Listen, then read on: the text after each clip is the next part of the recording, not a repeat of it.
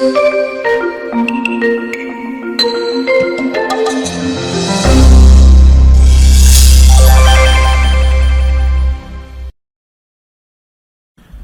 Corinthians 13:12. For now we see through a glass, darkly.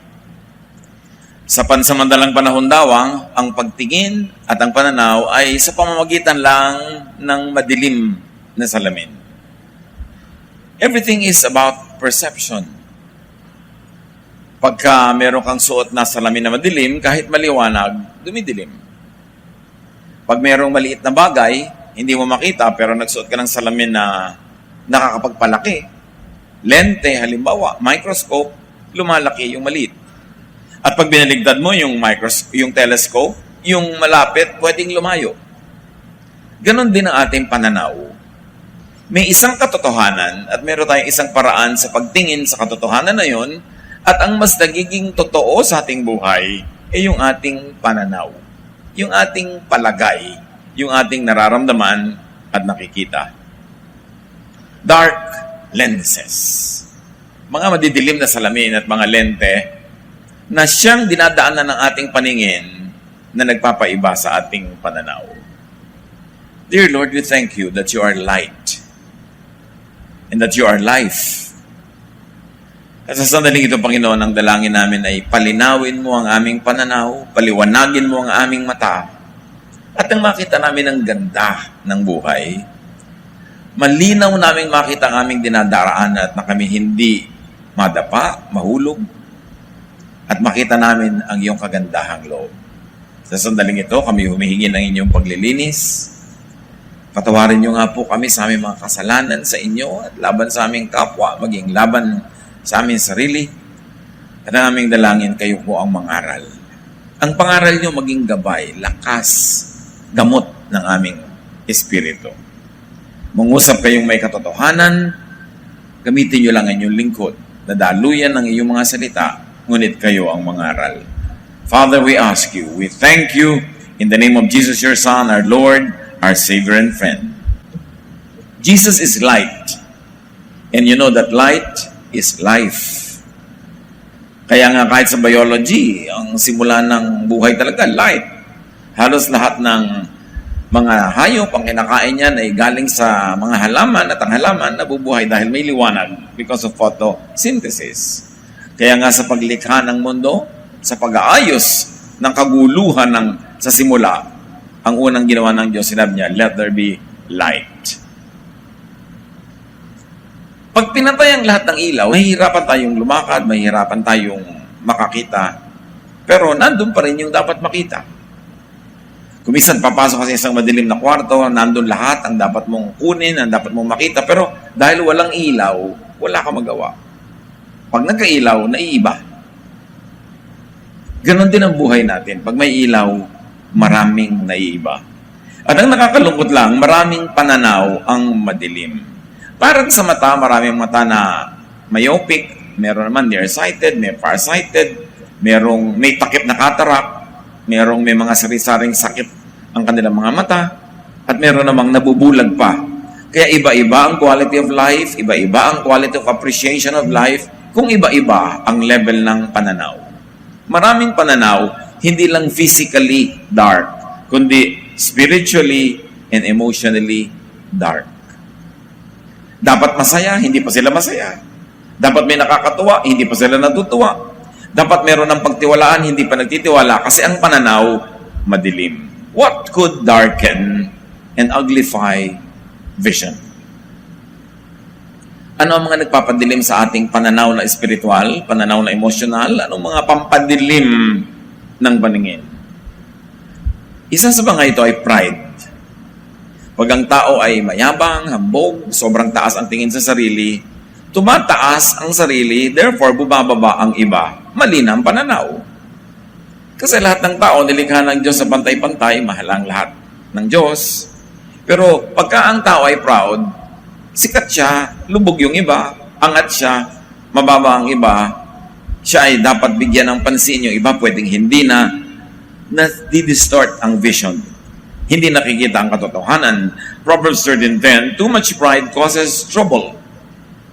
At maging sa mga relasyon ng tao, pagka merong sobrang pride, pumapangit ang samahan, nag-aaway, nagkakagalit, hindi nagkakasundo, nagkakatabangan, naglalayo ang loob. At ang antidote dito, ang pagkontra, syempre, truthful and humble self-perception. Marapat na suriin ng tao ang kanyang sarili ayon sa ibinigay sa kanya mga katangian ng Diyos at mga pinayagang taglayin din niyang mga kahinaan.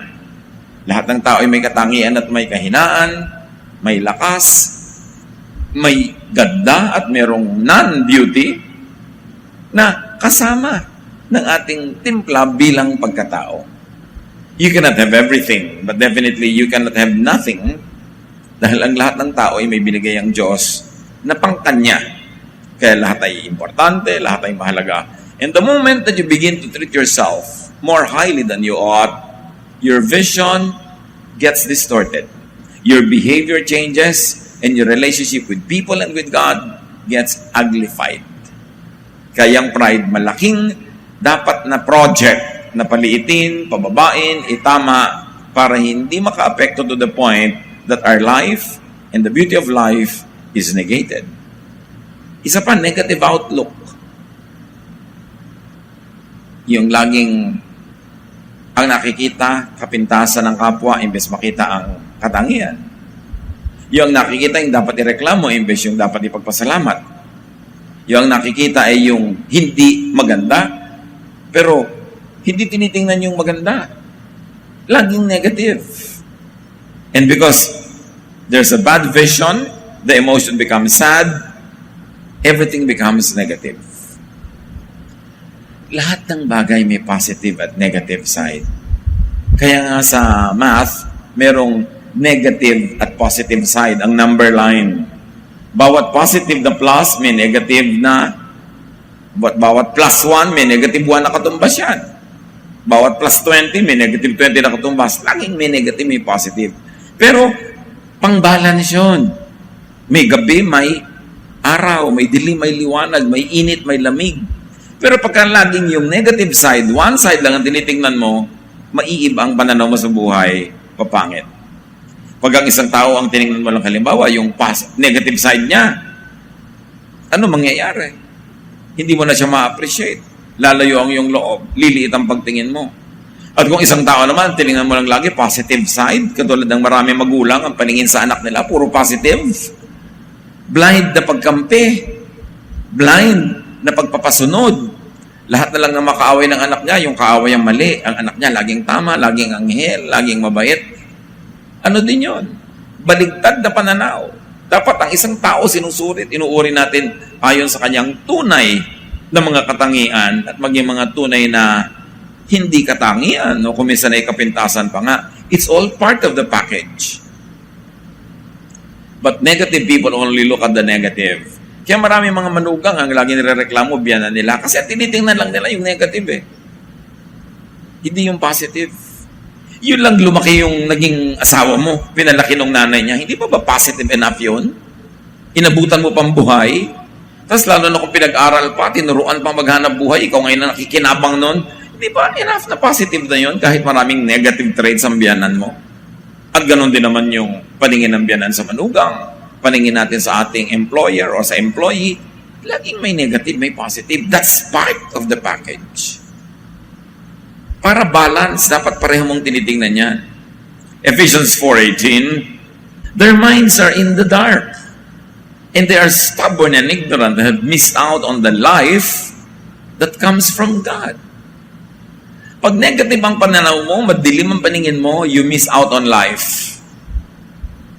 Pagka umuulan, lagi ka magmumukmok, ang dami naman pwedeng ma-enjoy pag umuulan din. Pag mainit, dadabog ka, ayaw mo nang mainit, meron din namang ma-enjoy. Ano magagawa mo kung laging negative ang pananaw mo? At maraming gano'n mga Pilipino na pagka nasa abroad, miss na miss ang Pilipinas, star na star ang Pilipinas, gustong-gusto kumain ng mga puto-bongbong, bibingka, manggang may bagoong, gustong-gusto ito't yun. Pag nandito naman, reklamo, init-init naman dito, lamok-lamok dito. So, pag nasa ibang bansa, miss ang Pilipinas. Pag nandito, miss naman yung ibang bansa. Negative kasi tinitingnan, kahit kailan hindi ka sasaya. Take the thorns as well as the roses. Ang rose naman talaga may thorn eh. Pero hindi lang siya puro thorn. Kasi merong talulot, may petal, may bulaklak. So look at the brighter side of things. Count your blessings. Tuwing gusto nating maging negative, magreklamo, maging discontented, count your blessings. Hindi pwedeng wala. Laging may blessing. Pag lang titingnan mong mabuti. Meron nga tayong isang pastor na nakawan sila. Matapos siya magtrabaho abroad ng napakatagalan, nakapag-ipon ng konting property, sa bahay nila, may mga gamit, pinasok sila isang gabi na magnanakaw. Paggising nila, kinabukasan, wala na yung mga ipinundar nilang TV, yung mga component nila noon, uso pa, yung mga equipment, mga gamit. At sabi ng wife, ayan, bakit ganito nangyari sa atin? Sabi ng husband, count your blessings. At sabi naman ni wife, ano naman ang blessing dyan na nakawan na ka tayo? Tagal-tagal natin itong inipon. Nasira pa yung lock ng pinto natin. Sabi naman ng husband, well, hindi ba blessing na nanakawan tayo at hindi tayo yung nagnakaw? Yung palang blessing na. Tapos, hindi ba blessing na ninakawan tayo pero may natira pa? O, yung toilet bowl natin, nandiyan pa, hindi nila nakuha.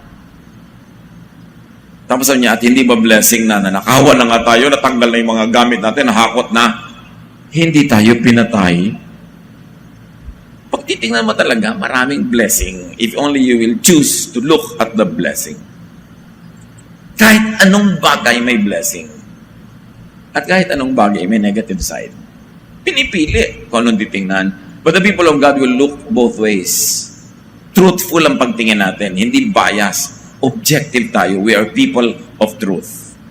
What else could darken and uglify one's vision? Pananaw sa buhay, attitude, frustrations in life. Yung maraming mga naging kabiguan, maraming pagbagsak, maraming mga kakulangan ng tagumpay. Pag hindi nag-iingat ang mga ganito, ang bunga sa kanila, bitterness, vengefulness, pessimism. Yung hindi na sila natutuwa pagka ang iba ay nagtatagumpay kasi sila frustrated sa buhay nila eh. Nagiging mainggitin pa sila, matatanimin ang sama ng loob, at irritable. Pag ang tao maraming frustration. Pero kung tatanggapin mo, talagang gano'n ang buhay, may frustration. Laging may frustration, just take it when it comes.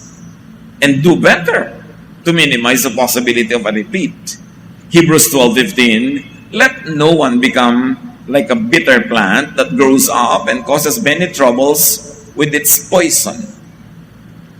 Meron daw mga mapapait na halaman na sinisira yung mga katabi niya dahil sa kanyang bitterness. At ang mahirap ako minsan, we can destroy our own selves because of our own bitterness. Bunutin ang mga bitterness at heart na galing sa frustration, kabiguan, patuloy na kakulangan, kasalatan, kahirapan. Kasi isipin mo, mahirap ka na nga, bitter ka pa, edi na dobling hirap mo. Hindi ka na nga naging very fruitful and productive. Magiging bitter pa yung attitude mo. Whatever little fruit there is to enjoy, hindi mo na rin may enjoy because you're too busy being bitter. Keep trying. Operate in your strength. Marami sa atin frustrated with our achievements or lack of achievement because we do not operate according to our giftedness. Nangungopya tayo ng iba, pinipilit natin gawin yung ginagawa nila, matagumpay sila, pero tayo hindi. Kasi iba yung gift nila eh. So iba ang papel nila sa buhay. Ang dapat hanapin natin, ano yung papel ko sa buhay na angkop, bagay, sa ibinigay sa akin ng Diyos na kakayanan. Kung ang bawat tao, doon siya gagawa sa area ng strength niya. I-identify niya kung ano yung mga talent niya, yung talagang tunay niyang gustong gawin, yung inborn skills niya, tapos yung training niya, at doon siya mag-ooperate, malaki ang potential niya para maging mabunga. Kaya tayo hindi nagiging mabunga sa mga pinagagagawa natin, we are in the wrong place. We are not operating according to our calling, according to our giftedness, and we try to be someone else. Kaya din ang mga magulang, lagi kong pinapaalalahanan, huwag nating pilitin ang mga bata na maging tulad ng pinsan niya, ng ate niya, ng kuya niya, kasi kanya-kanya yan ang kakayanan. Iba-iba ng magiging ugali, iba-iba ng runong. Dapat ang hanapin mo, saan ako marunong at doon ako gagawa para mag-achieve ako. Kasi pagka second-rate copycat ka lang, hindi ka talaga magiging mabunga. Dapat original ka to yourself. Kaya mahalaga para mabawasan ang frustration sa buhay, kilalanin ang sarili, tanggapin ng sarili, dahil Diyos ang lumikha sa atin, hindi naman siya mali. Nagkakalihis-lihis lang pag hindi tayo nagiging totoo kung paano tayo nilikha ng Diyos. So, operate in your strengths so that you will minimize frustration. What else could darken and uglify vision? Rejection. Yung mga bata pa lang, nire-reject na tayo ng magulang, nire-reject ng kapatid, nire-reject ng teacher, nire-reject ng mga kamag-anak. Usually, nakaka-create yan ng very dark vision about life. Kaya lagi kong mulit-muli ipinapaalala sa mga magulang, sa mga tiyo, tiya, mga teacher, make children feel loved, accepted, and welcome. Kasi tumitimo sa isip nila ang bawat rejection. Bawat pagtanggi sa kanila, bawat panlalait, pagmamaliit, pangiinsulto, panghihiya, pananakit, sa kanilang murang isipan, ito ay nahuhulma. Nakaka-develop sila ng inferiority feeling or bitterness. And the feeling of rejection is a very difficult one to handle. Pag wala kang enough confidence that you are liked, that you are loved, that you are appreciated, wala kang confidence. And because of that, you will interpret everything in a negative way. Pagka hindi ka pinansin, sasabihin mo, kasi wala akong kwenta, kaya hindi niya ako pinansin. Pero kung ikaw meron kang sense of selfhood, you have a healthy perception of your importance in the universe, pag hindi ka pinansin, sasabihin mo, siguro busy siya. Busy lang, kaya hindi ako napansin. Pero hindi mo sabihin, kasi wala akong kwenta. You see, the same concept. Isang concept lang yon, hindi ka pinansin, pero ang interpretation ng self-assured, busy lang siya, kaya hindi ako napansin. Yun namang insecure, hindi kasi talaga ako mahalaga, kaya ako binabaliwala. You see, your perception is your truth. Kaya mahalaga yung perception, nakatama, nakatugma sa truth on the ground. Napakaraming tao lumaki with feelings of rejection. Lalo halimbawa, merong physical deformity. O kaya merong physical weakness. O merong lack of beauty according to the standard of the family or the community or the society. Nagkakaroon niya ng feeling of rejection. Pero ang solusyon ng Diyos dyan, acceptance, love, unconditional love. John 3:16, for God so loved the world that He gave His one and only Son, that whoever believes in Him shall not perish, but have eternal life. Can you imagine this kind of invitation? To whom it may concern. Whoever believes in Jesus will be accepted. At sabi ni Jesus sa John 6:37, anyone who comes to me, I will never drive away. Jesus never drives away anybody. How come the church drives away so many people? Pagka yung tao, yung kanyang itsura, yung kanyang behavior, yung kanyang asal, hindi na according to the standard of a religious community, rejected na agad. Hindi pa papasukin, hindi pa pasalihin. O nakasali na, nakapasok na, sisipain pa. Well, Jesus does not reject anyone. How much if Jesusness is in Christianity? Sa mga bahay natin, mga magulang, how much do you drive away your children? Pag hindi na sila tugma sa gusto nyo, pagkakaiba sila sa inaasahan nyo, do you accept them or drive them away? Do you make them feel unwelcome? Then they feel rejected. And a rejected person will develop a very negative attitude about life. At napakahirap yun i-repair, although not impossible. Marami sa atin, baluktot ang ating katwiran, madilim ang ating paningin, victims tayo ng maling trato at pagpapalaki ng ating mga pamilya. Kaya hindi pa huli ang lahat, pwede pa yun ituwid. Kung na-realize natin nagkamali tayo sa pagpapalaki ng mga anak o mga pamangkin, ituwid natin yan. At huwag na nating ulitin pa. At yung mga napalaki sa mali, huwag nyo nang ulitin ang maling pagpapalaki sa mga next generation. Kailangan itama yan. Importante na mga bata will not feel rejected. Dahil kulang na kulang sila sa pag-unawa kung ano ang pwede nilang tanggapin at pwede nilang tanggihan ng mga rejections. Akala nila lahat ng rejection kailangan nilang tisin. Kasi hindi pa nila alam ang choices nila. And they fall victim because many people are so unloving. Then, nadagdagan ang mga taong negative ang attitude. What else darkens and uglifies vision? Envy. Ang mga kamag-anak ng envy, bunga ng envy, criticism, gossip, destructiveness, over-competitiveness. Kasi ang naiinggit, laging namimintas.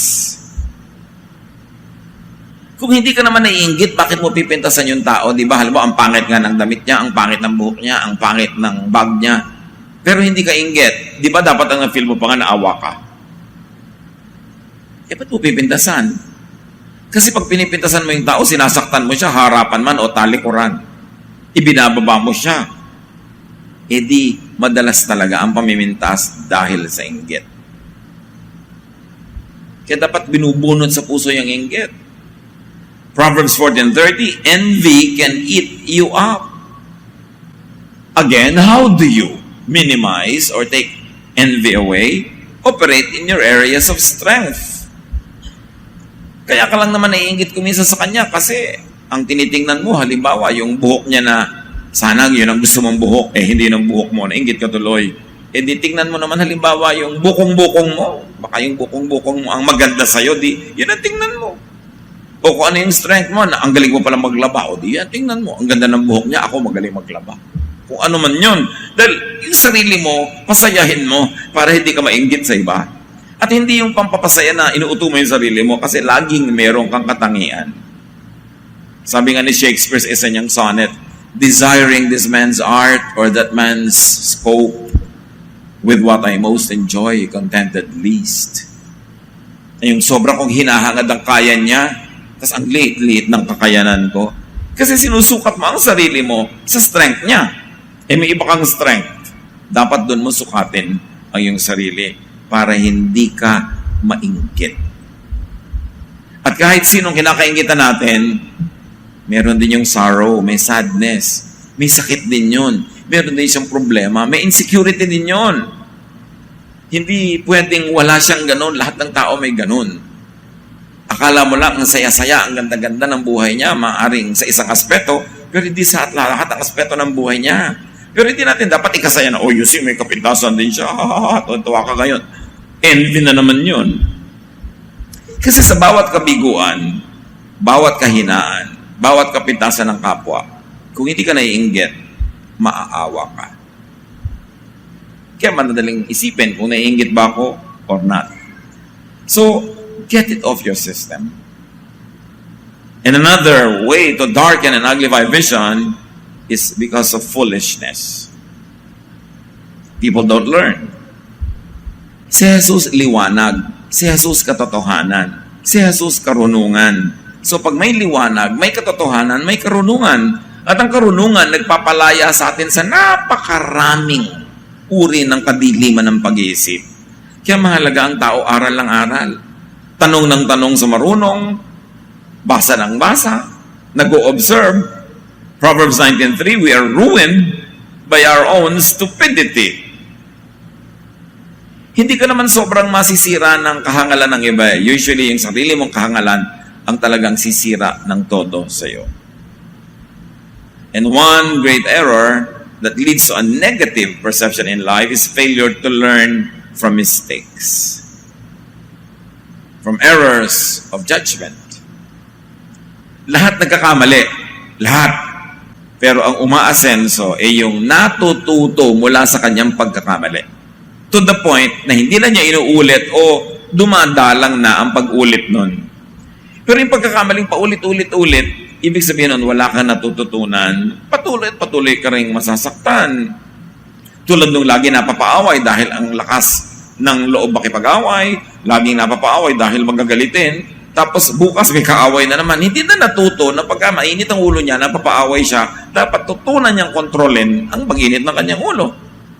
Proverbs 19:19, people with bad tempers are always in trouble and they need help over and over again. Lagi mong binubunot sa problema, inilulusot sa gusot, kasi laging napapaaway. Pagka may mga tao nasa sangkot sa chismis, next week, kasangkot na naman sila. Next month, sila na naman, paulit-ulit. Kaya dapat learn from mistakes. Each learning from each mistake brightens up our outlook in life. Lumilinaw, lumilinis, lumiliwanag ang pananaw natin sa buhay. Proverbs 19:27, if you stop learning, you will forget what you already know. Kaya hindi dapat tumitigil mag-aral ang tao. Kasi pag tumigil ka, yung dating alam mo na, mawawala pa. Tapos wala pang nadagdag. Yung iba, pag-aaralan mo lang ng konti, nosebleed. Takot na takot mag-aaral. Takot na magbasa. Takot na takot. May ipapabasa kung haba naman, 3 sentences. Yung gusto ang iksilang lahat. Pero ang daming dapat pag-aralan sa buhay. Ang daming dapat malaman. At ang pag-aaral, ang pagrunong, ang pagdami ng kaalaman, ang pagliliwanag ng isip. Kaya napakahirap kausap yung taong sobrang mangmang. Napakahirap pagpaliwanagan yung walang, hindi lang pinag-aralan formally, kundi walang pinag-aralan kahit informally. Hindi man lang natuto kahit sa panonood sa mga butiki o sa mga bituin o sa patak ng ulan. Walang natututunan. Ang hirap kasama. Mahirap paliwanagan, mahirap pagawain ng anumang bagay, laging may pangangatwiran at laging siya ang tama.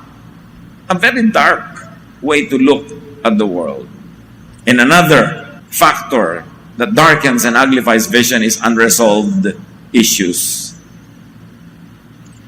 Mga buhol na hindi natanggal ang pagkakabuhol, mga problemang hindi nalutas, mga tanong na hindi nasagot, mga away na hindi nabigyan ng kaayusan, unresolved issues.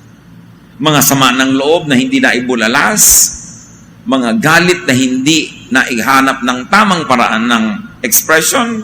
All of this can darken your outlook in life, can make you moody, can make you irritable, and can make you quarrelsome.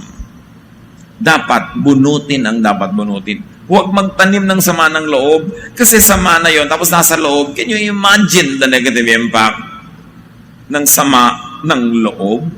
And yet marami mga tao mahilig mag-ipon, magtago ng sama ng loob, ng hinanakit, ng mga himutok, ng mga iba't ibang uri ng galit. Kaya tuloy, konting-konti lang galit na.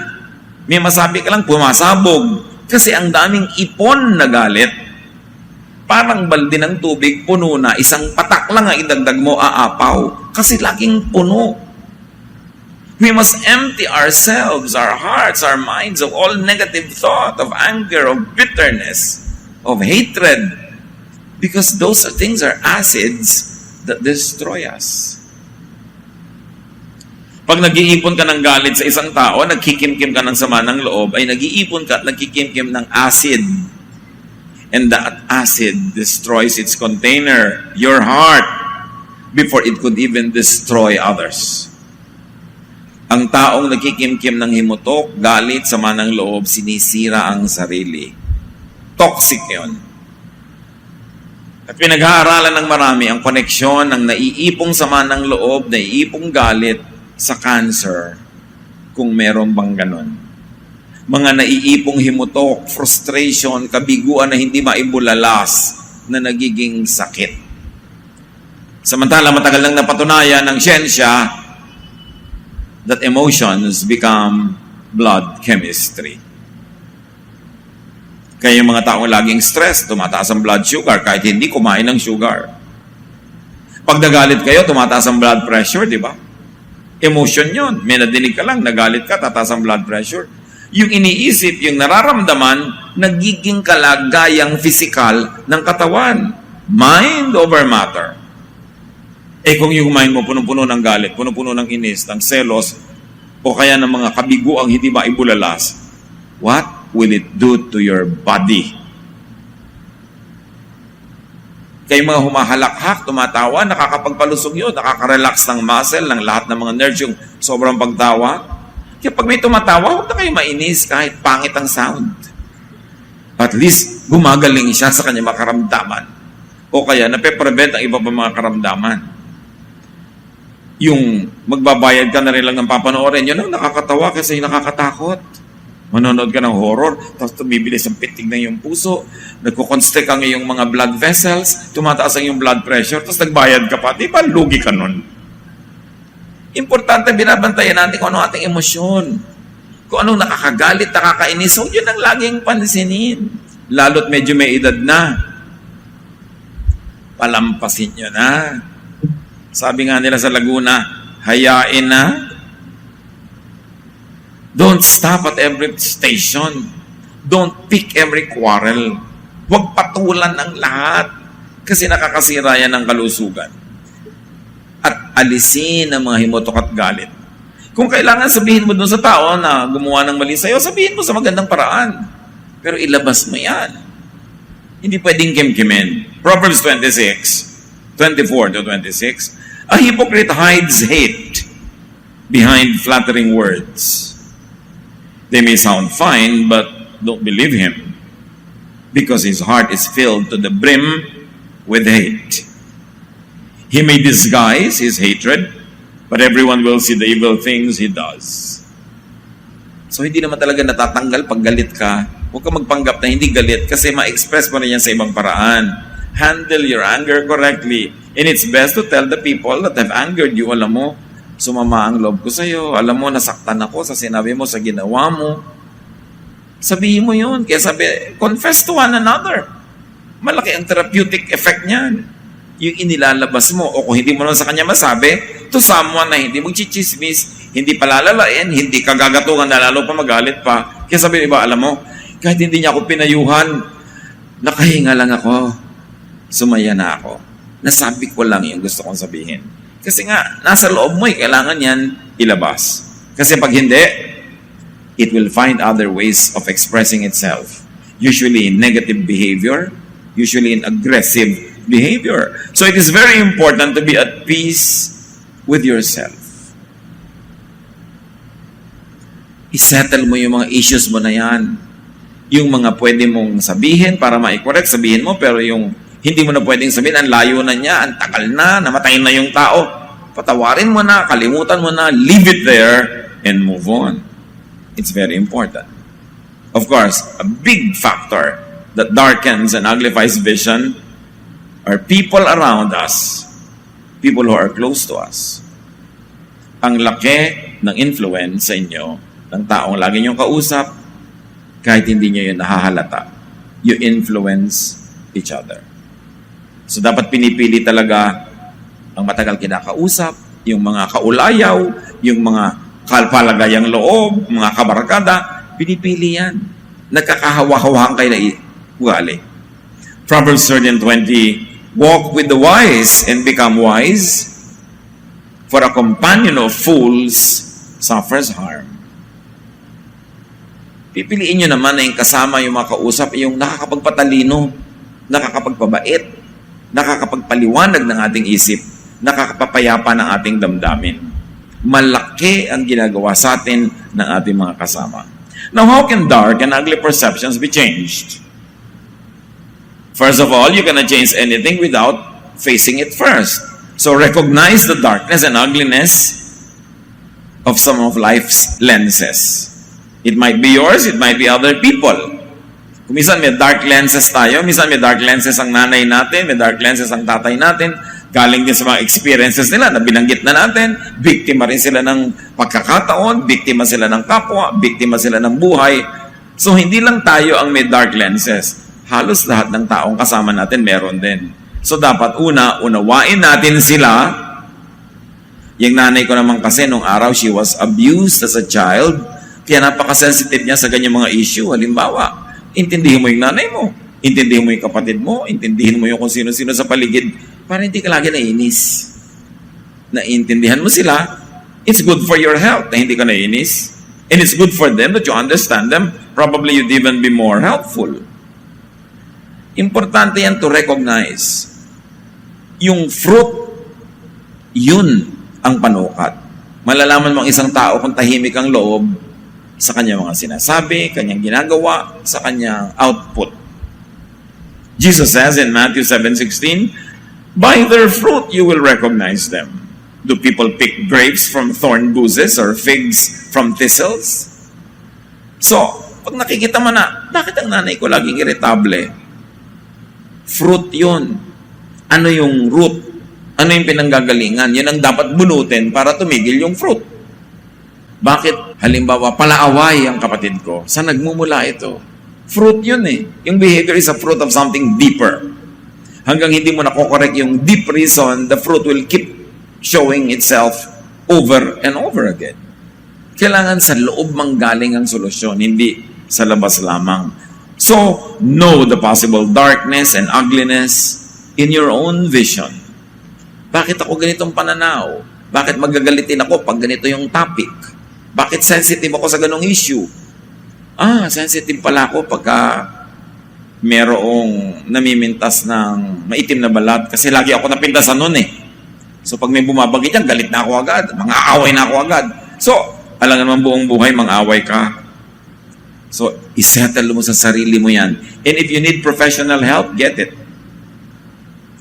Alam niyo, maraming behavior disorders, maraming mga ugaling sobrang kakaiba na kailangan ng clinical therapy. Kailangan ng trained clinical counselor para mabunot yung pinagmumulan ng ganong asal, yung ganong ugali, mga phobia halimbawa, mga fears, mga biases, prejudices, madalas yan galing sa childhood. And professional help can be most meaningful if you are in that point na kailangan mo ng professional help. But first, you've got to recognize that you need help. Isa yan na dapat mabago sa isip natin eh. Nire-recognize natin ang lahat ng sakit. Sakit ng paa, sakit ng bukong-bukong, sakit ng atay, sakit ng tenga. Pero hindi natin nire-recognize yung sakit ng utak. Minsan kinakahiya pa natin yon. Dapat yung issue of mental health, mental illness, should be faced very objectively. Because if we are mentally ill, katulad lang yan ang may sakit yung lungs mo, may sakit yung buto mo, sakit din yun eh. At hindi yun nakakahiya. At hindi dapat ikahiya na dapat mong itago. Hindi krimen na pumunta sa psychiatrist, hindi krimen na pumunta sa National Mental Hospital, kasi bakit hindi naman krimen na pumunta sa lung hospital, sa lung center, sa kidney center? Bakit pag National Mental Hospital ay mo sabihin? Sa pag ginagamot ang nanay mo, sa Mandaluyong, di ba? Ayaw sabihin sa National Mental Hospital, we should take away the stigma para maayos ang problema. At ang totoo, kung mayroong kakaibang behavior na sobrang malayo na sa middle of the road, baka kailangan na ng professional help. Sobrang laging takot, sobrang laging galit, o sobrang laging malungkot at depressed, baka kailangan na ng professional help niya. At may mga tao who are trained to do that. The Lord Jesus was great at that. Yung mga taong depressed to the point na akala ng iba, may masamang espiritu lang nakatira dahil kung ano yung pinagkagagawa ng tao. Alam niyo ang gamot ni Jesus doon? Attention, love, acceptance. Gumagaling yung tao, kaya sabihin na, uy, seven demons were taken out of that woman. Hindi naman kailangan laging talagang totoong physical or spiritual demonyo yun eh. It could be a figure of speech. Mga ugali na nakakapagtaka, parang ugali from hell. Or mga torture, mga mental agony that could come only from hell. Sinasabi nila, possessed by evil. Pero madalas yung ba ganon are just mental cases. Na kailangan lang talaga pala acceptance, affirmation, attention, presence, companionship, love, gumagaling. That's why love heals. At yun ang epidemic ngayon eh. Ang daming tao, ang assessment nila sa sarili nila, they are not loved enough. But the question is, are you loving enough? So we can begin correcting the imbalance by being more loving. And how else can dark and ugly perceptions be changed? Wear new glasses. Diba? Pagka nahihilo na po ako, doktor, baka dapat nang palitan ng grado ng salamin mo. Yun. O baka hindi ka nagsasalamin, dapat magsalamin ka na. Ang dilim, ang dilim. Ang dilim kasi ng sunglasses mo, palitan mo ng medyo maliwanag ng konti. Diba? So, wear new glasses, which really means change your mind. Change your thoughts. Change your attitude. Change your actions.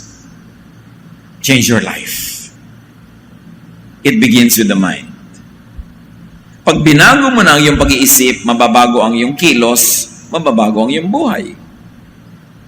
Pero wala kang pwedeng baguhin sa buhay mo na hindi mo nababaguhin yung attitude mo tungkol doon. Change begins inside. Pati paglinaw ng mata, nagmumula muna sa puso yun. Psalm 51:10, Create in me a clean heart, O God, and put a new and right spirit within me. Change your mind. Learn from positive people. Learn from wise people. Go with wise people. That is the quickest way to change our mind. Pray. Ask God. Immerse yourself in the words of God, in good deeds, and your mind will change. May dalawang paraan ng pagbabago ng paraan ng pag-iisip. One, struggle to change your thought inside of you. Then your action, your outward action will change. There's an easier one to do. Change your action. And catch change mo ng action mo, your thought will change. Two ways. You can choose whatever is easy for you. Ano bang madali para mamahal ko halimbawa ang biyanan ko? Lagi kong gusto example yan kasi pinakamaraming World War III talaga sa mga biyanan, di ba? Paano ko mamamahal ang biyanan ko? Babaguhin ko yung attitude. Iniisip ko tungkol sa kanya. Uunawain ko yung childhood niya. Uunawain ko yung na-rape pala siya noong panahon ng Hapon. So, medyo may bitterness siya. Uunawain ko na lumaki siya sa hirap. Lagi siya nangungutang. Pinapagalitan ng mga may-ari ng tindahan. Kaya pala siya ganyan. Kaya pala siya ngayon selfish kasi lumaki siyang walang-wala. Ayaw na niyang mawalan uli. So, pag pinalitan ko yung iniisip ko tungkol sa kanya, mamaya sabi ko sa kanya, good morning po, nanay, good morning, mami. Maiiba na rin yung attitude ko sa kanya kasi iniba ko yung iniisip ko eh. Mamaya uuwi ako, sa pasalubungan ko na siya ng Skyflex. Halimbawa, di ba? Pero may palamang hamon. Dahil iniba ko ang iniisip ko, maiba yung action ko. Pero pag sabi mo, ang hirap naman mag-iba ng isip, masyado naman yatang complex yan, masyadong invisible yan. Ang unahin mo yung action, ang ibahin mo. Pasalubungan mo, hilutin mo ang likod, pagtimpla mo ng kape, yung action, kahit hindi pa sinsira, change your action, kauulit mo na magiging habit. When it becomes a habit, it will change the way you think. So choose your style. Kung alin ang pag-change ang gagawin nyo, but change your mind if it is negative. Balance your perception of self and others. Hindi lang ikaw ang star sa mundo, hindi lang ikaw may damdamin, hindi lang ikaw ang dapat unawain. Romans 12:3, I realize God has treated me with undeserved grace. And so I tell each of you not to think you are better than you really are. Use good sense and measure yourself. Sabi ni Paul, ang dami kong na-enjoy pero alam ko hindi ko to deserve. Ang bait lang ng Diyos sa akin. Lahat tayo, sabi niya, dapat sukatin natin ang sarili natin ng tama. At huwag masyadong palakihin ang sarili kasi hindi naman talaga tayo ganong kalaki. Huwag tayo magmalaki. And then learn lessons from all situations, especially difficult ones. Again, may difficult situation. Ang blessing doon, if you learn from it, then you come out of it wiser, then it becomes a blessing. Hebrews 12:7, be patient when you are being corrected. This is how God treats His children. Don't all parents correct their children? So pag itinutuwid ka, magpasalamat ka kaysa hindi ka itinutuwid, banatili kang liko. Don't take offense when you're being corrected. Because once you accept that you are wrong, you are wise forever.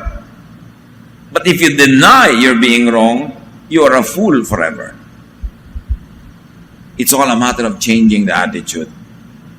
Hebrews 12:10-11, "Our human fathers correct us for a short time, and they do it as they think best.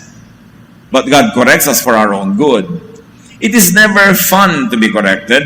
In fact, at the time, it is always painful. But if we learn to obey by being corrected, we will do the right and live at peace." Yan, masakit lang habang pinapalo.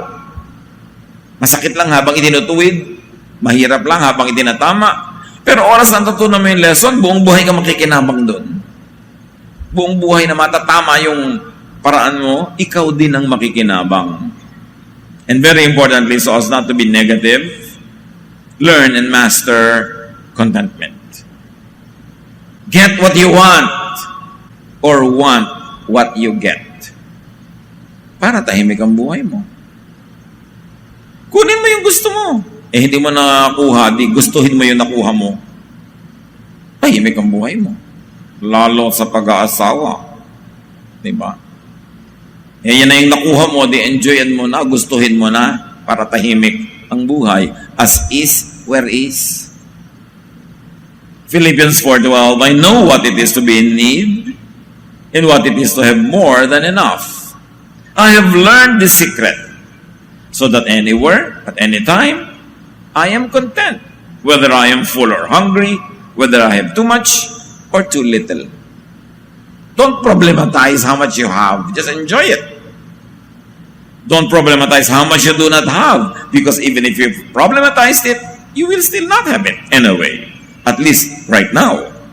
So tanggapin mo, enjoyin mo kung anong meron para payapa ka. Then assess and reassess your failures and your frustrations, so you will improve. Without the help of an ox, there can be no crop. But with a strong ox, a big crop is possible. And think of the ox as a reflection. Pag nag-iisip ka, may katulong ka para improvein ang buhay mo. Laging kailangan mo ng tulong. At ang pinakamalaking tulong is self-help. That which comes from intelligent thinking.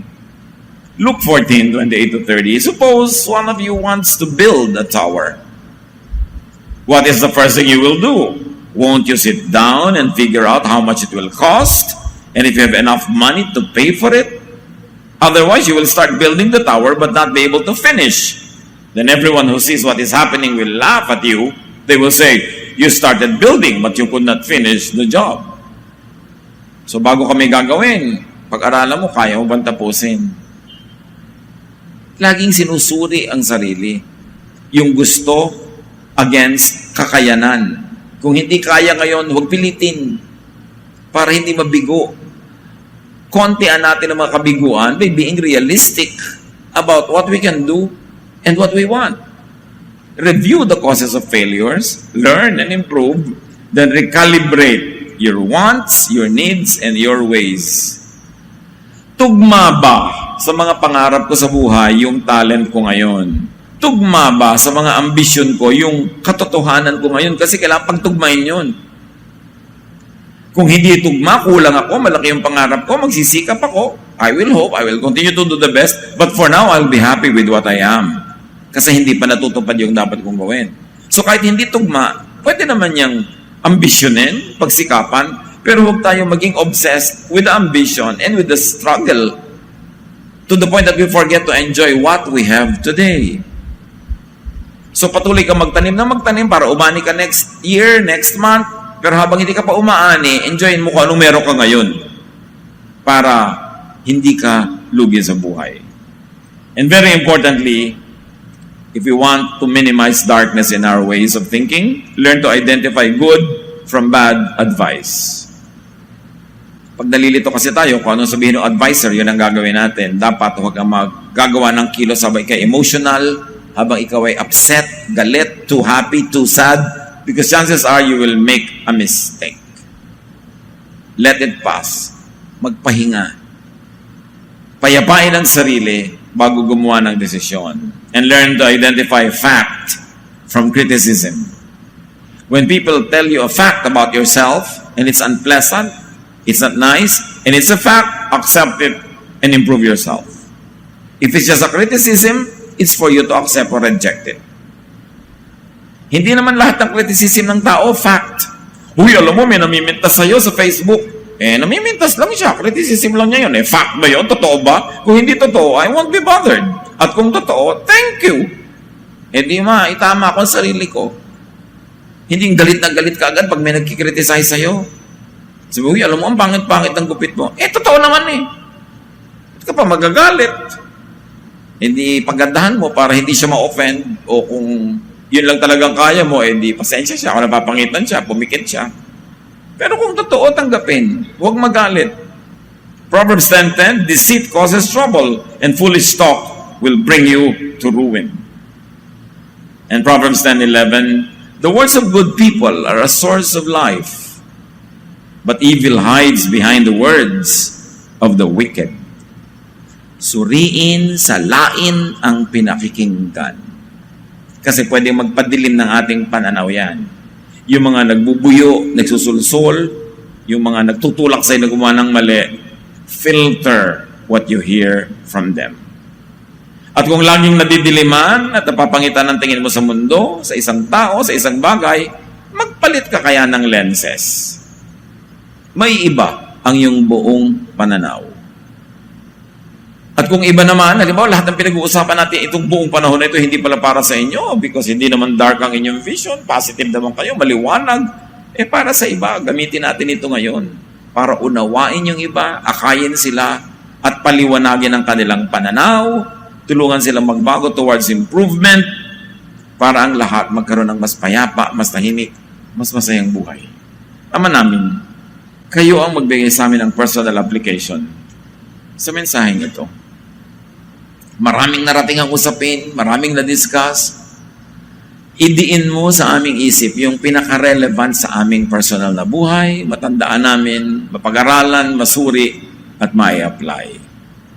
Pagbulay-bulayan natin sumandali mga kapatid, ang personal application sa atin ng ilan sa ating mga pinag-aralan na angkop sa inyong kalagayan ngayon. Lord, teach us, empower us, encourage us, and enrich us. And now speak to us, guide us, so that we may have a brighter, more beautiful outlook in life, even if it's already beautiful now, make it even more beautiful, O Lord. Let's spend some time in silent reflection.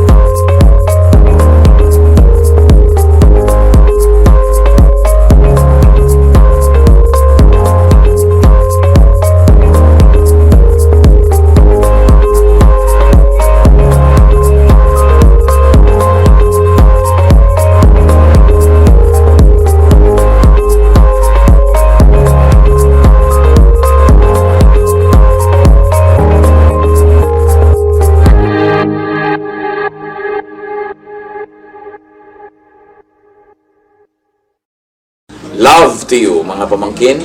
Dito tayo mag-aral ng salita ng Diyos. Dito tayo mag-aral ng mga practical na bagay, magdalanginan para sa isa't isa, makinig ng mga mensahe, at dito tayo magsasama-sama spiritually sa ating official Ed Lapis YouTube channel na ang address ay Sabi ni Kuya Ed. Remember, dito tayo ha, Sabi ni Kuya Ed, ang ating official YouTube channel.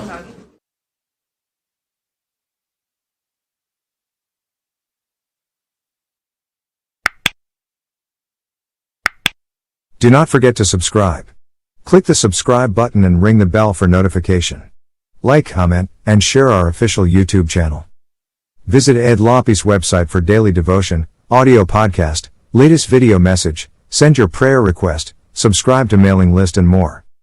Visit Ed Lapis.